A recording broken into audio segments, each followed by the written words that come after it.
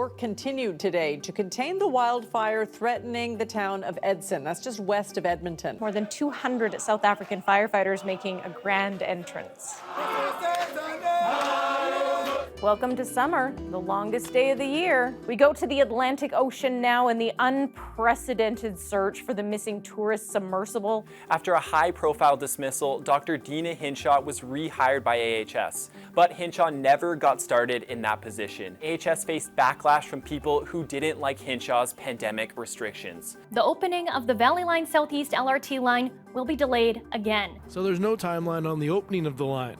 Transit just says they'll replace the cables and get them certified over the summer.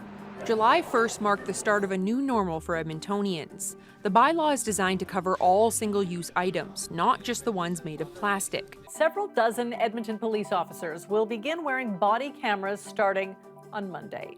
Rising temperatures are expected to dry out the landscape. Right now, 108 wildfires are burning across the province. Here is part of what they said during the news conference when asked about their message for Edmontonians.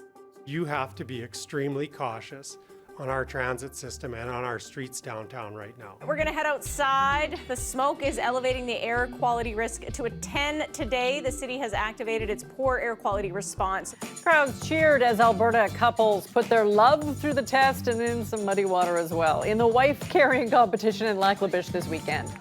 Nicely done. The government of Alberta is selling a donair costume. It is selling as part of its surplus auction. The wrap is enrobed in tin foil, comes complete with replica meat. You don't need your wallet. Instead, you need this. Oh, and it just automatically adds it to your cart. Something that certainly has people talking is this week's box office releases, which includes the Barbie movie, of course. Edmontonian Marcos Cromwell is known as the ASMR Bro. One of the best pizzas I've ever had.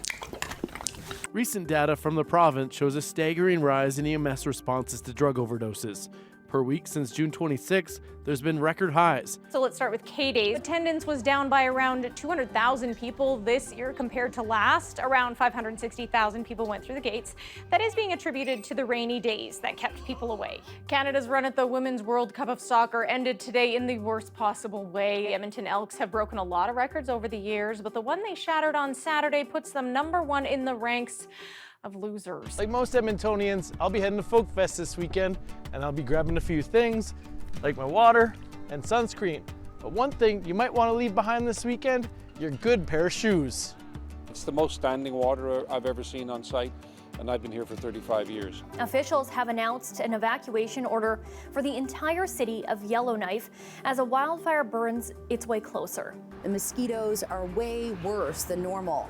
It turns out the bloodsuckers are enjoying a late summer population boom. The school season is just days away, and first-time bus users got the chance to try out the experience at the 15th annual First Riders event. Have a great night and goodbye.